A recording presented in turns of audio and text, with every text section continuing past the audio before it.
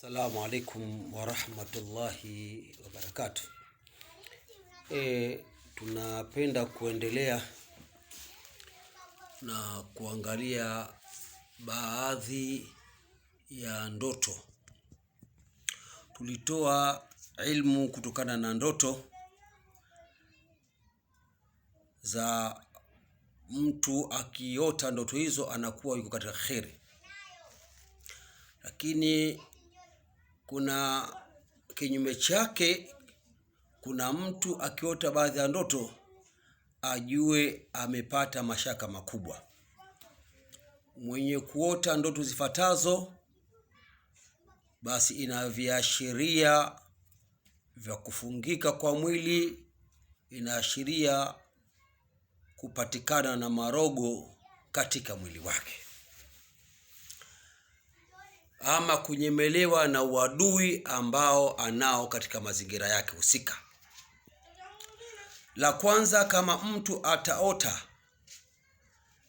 mbwa mweusi, ataota kunguru mweusi, ataota paka mweusi, wamemng'ata huyu mtu ndani ya usingizi wake kwenye ndoto hiyo, basi kuna mambo mawili.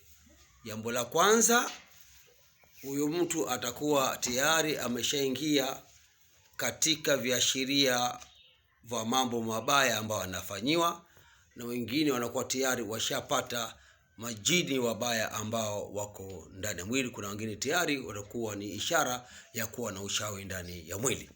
Ukipata ndoto hii upesi, jiangalie, usikae tu ukasema basi hiyo ina maana yake kubwa sana, na maana yake sio nzuri. Jambo la pili, ndoto ya pili, ukiota umepigwa teke na punda mweusi ama punda wa rangi ya kijivu akakupiga teke, basi ujue ishara hiyo ni ishara ya kuvugumizwa katika harakati zako. Kwa hiyo chukua makini na uchukue tahadhari juu ya kujifanyia baadhi ya zile sura za kujikinga. Jambo la tatu, mtu akiota amng'atwa na wadudu wafuatao: nyoka, tandu, nge.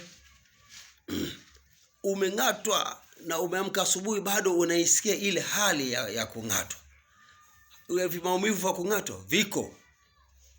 Ukaota hivi na mbwa mweusi akakung'ata kadhalika, utaona hali hiyo umeamka nayo, basi ujue ni ishara ambayo inaingia katika ishara sio nzuri katika hali yako na hali zako. Na ukiota umekutana na mzoga wa mbwa, mzoga wa paka, mzoga wa nyoka mweusi, ili mradi ikawa kwenye hawali hizo ya mzoga wale wadudu ambao sio sawa sawa, wale upokelewa katika sheria wa uawe, basi hiyo uwe na tahadhari. Ndoto hiyo inakuwa haiko katika taawili nzuri, inakuwa katika taawili ya matatizo. Ama umelala umeota fuvu, umeshtahama kifuvu, lile fuvu linakusemesha, ama lile ufuvu unashanga, ama unaota skeleton kama mtu ameinuka lakini yuko mifupa mitupu, ujue hapo tayari umeshapata shida ya kupata majini mabaya ya makaburini. Na mtu yoyote anapota ndoto hizi, kuna mambo yanajitokeza.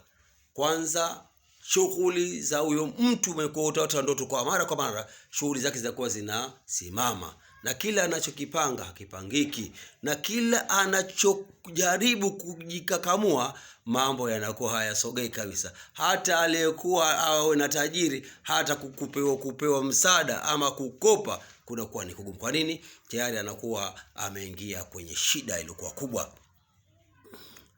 Na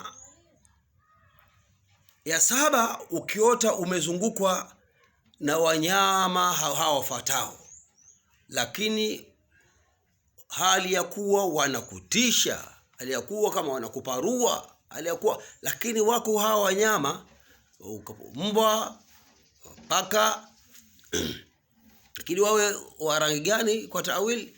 Wawe wa rangi nyeusi, ujue hapo pana shida kubwa. Mara nyingi watu wabaya hutumia wanyama hawa, kadhalika na baadhi ya ndege kama vile kunguru, kama vile popo. Hawa wote unapoona katika kwenye ruya wanarudi mara kwa mara, lazima uchukue tahadhari. Haya ni mambo ambayo tunapenda kuyatoa kwa watu wanaposikia ndoto za hivi hawazielewi, wakimbilie upesi sana kujifanyia tahadhari.